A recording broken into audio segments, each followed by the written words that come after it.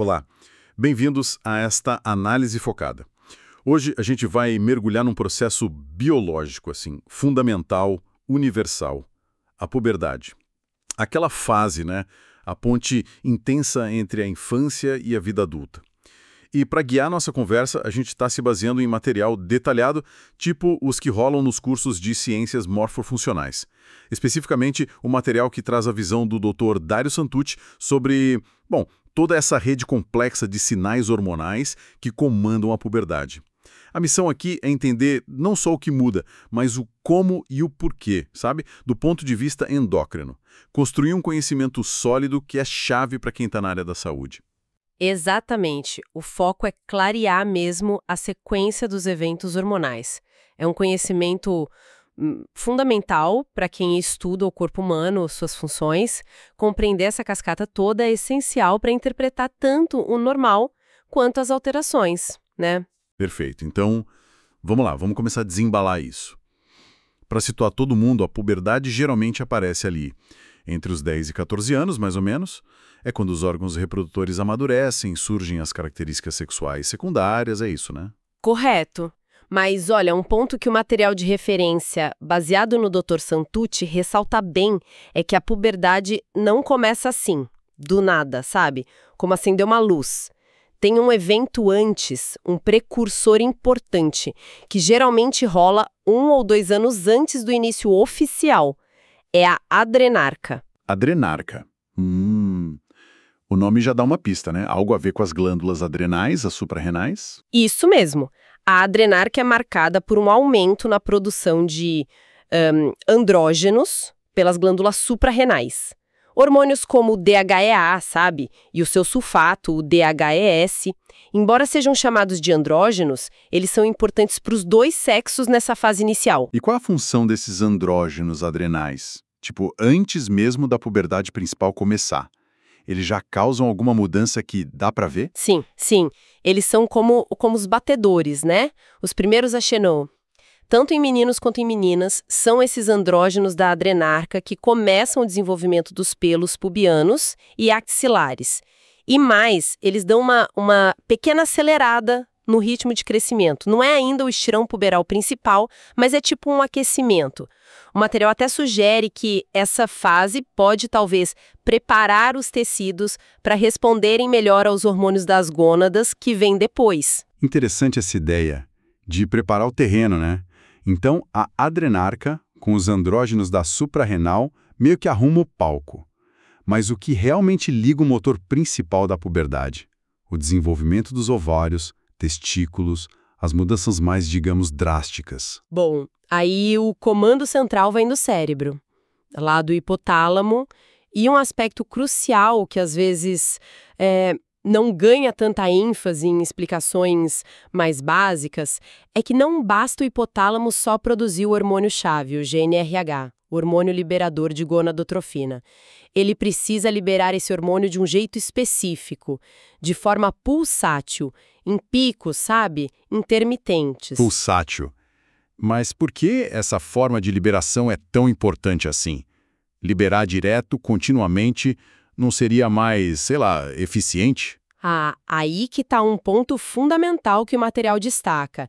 Se a liberação fosse contínua, constante de GnRH, isso levaria à dessensibilização dos receptores lá na glândula seguinte da cascata, a adenohipófise. Ah, entendi. A hipófise pararia de responder, é isso? Exatamente. Ela ficaria cansada de tanto estímulo igual.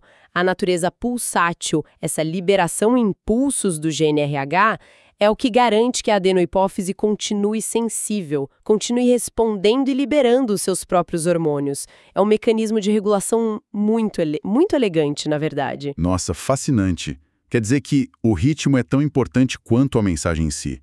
Então, o hipotálamo manda esses pulsos de GnRH para a adenohipófise. E o que a adenohipófise faz quando recebe esses pulsos? Bom, em resposta a esses pulsos de GnRH, a adenohipófise libera as tais gonadotrofinas na corrente sanguínea. São 2 hormônios proteicos essenciais, o LH, que é o hormônio luteinizante, e o FSH, o hormônio folículo estimulante. O próprio nome gonadotrofina já entrega, né? São hormônios que vão agir lá nas gônadas, ovários e testículos, estimulando o crescimento e a função delas. Certo. LH e FSH. Agora, imagino que a história se divida, né? Depende se a gente está falando do desenvolvimento feminino ou masculino. Vamos começar com as mulheres. Como é que o LH e o FSH atuam lá nos ovários? Nas mulheres, a ação é bem coordenada, é uma parceria. O LH, ele age principalmente nas células da teca, que ficam nos folículos ovarianos, sabe? Ele estimula essas células a produzir andrógenos, principalmente androstenediona e testosterona. E olha, o LH vai ter um papel crucial mais tarde no ciclo menstrual, naquele pico que causa ovulação e para manter o corpo lúteo que produz progesterona. Mas aqui, no comecinho da puberdade, a ação dele na produção de andrógenos é chave. Peraí, você disse que o ovário produz andrógenos com estímulo do LH. Eu sempre associei andrógeno, mas ao desenvolvimento masculino. Sim, produz. E esse é um ponto importante mesmo. Os ovários produzem andrógenos, sim, que servem como matéria-prima para outro hormônio. E é aí que entra o FSH. O FSH age nas células da granulosa, aquelas que ficam em volta do óvulo, dentro do folículo. O FSH estimula essas células da granulosa a fazer duas coisas principais.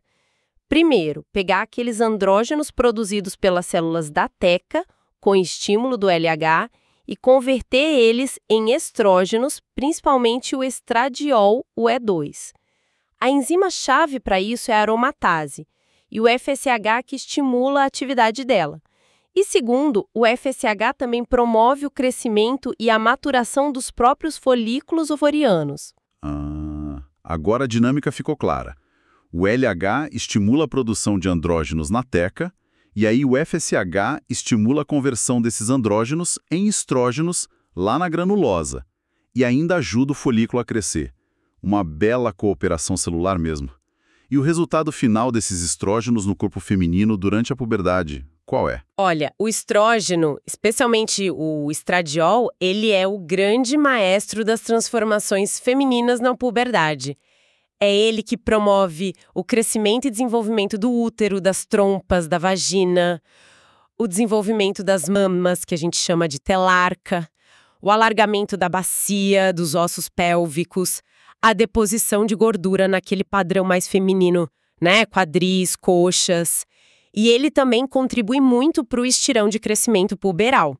Embora, curiosamente, ele também seja responsável por fechar as epífises dos ossos, limitando a altura final. Já a progesterona, P, que vai ser produzida em maior quantidade só depois das primeiras ovulações, pelo corpo lúteo também com influência do LH, vai ter papéis super importantes na preparação do endométrio para uma possível gravidez e na regulação do ciclo menstrual que vai se estabelecer. Entendi. Fica bem claro o papel central do estrógeno.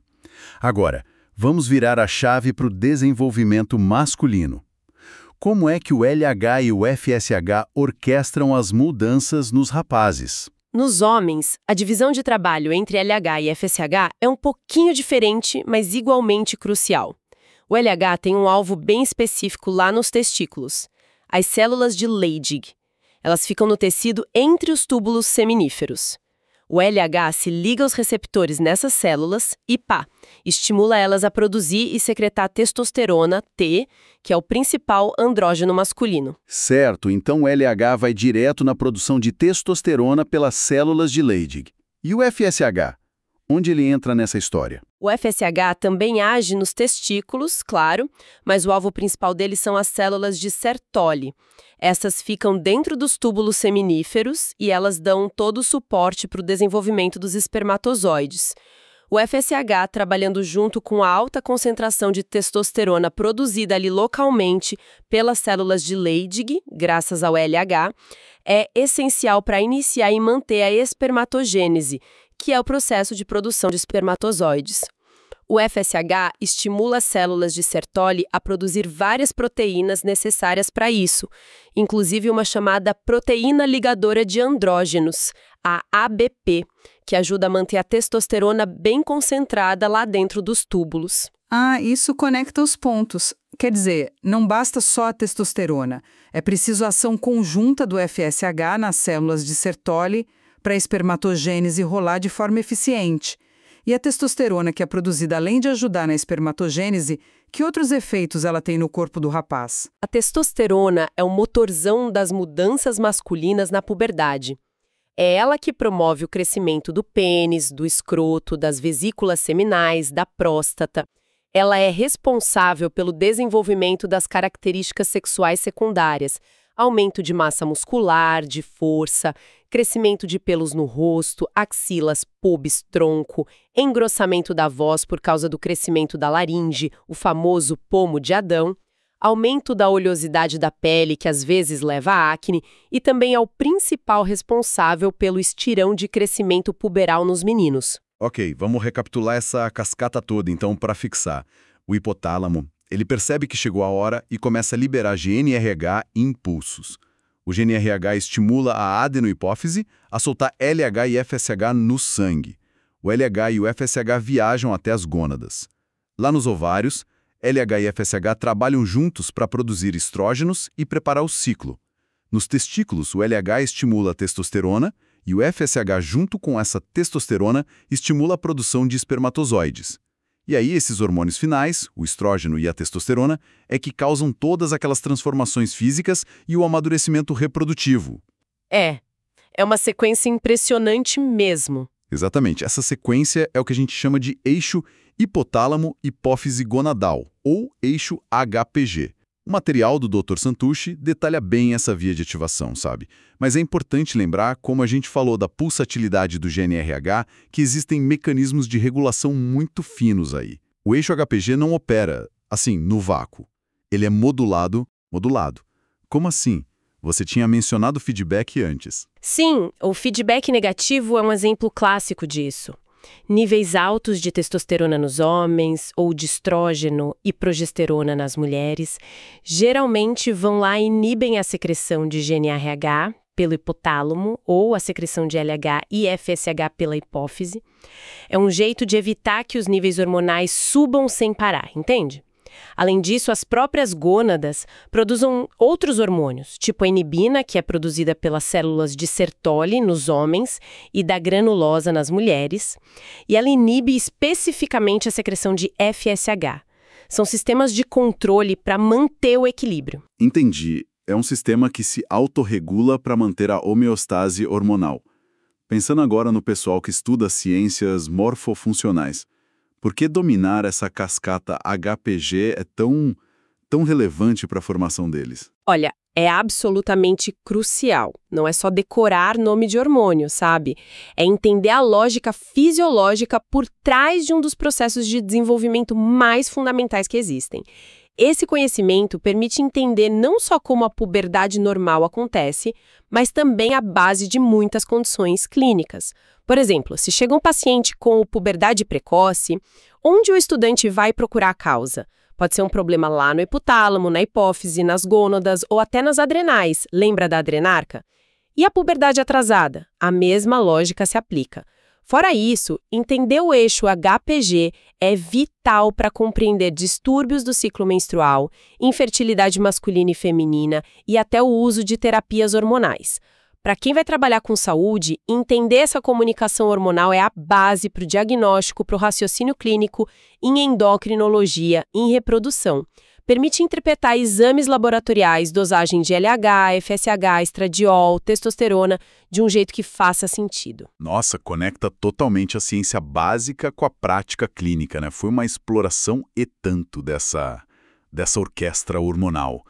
Vimos que a puberdade é um processo que começa antes do que a gente pensa, com a adrenarca, depois é regida pela liberação pulsátil de GNRH, lá do hipotálamo, que aciona a hipófise para liberar LH e FSH, Esses, por sua vez, comandam os ovários a produzir estrógenos, com aquela ajudinha dos andrógenos precursores e a preparar os ciclos, e os testículos a produzir testosterona e espermatozoides.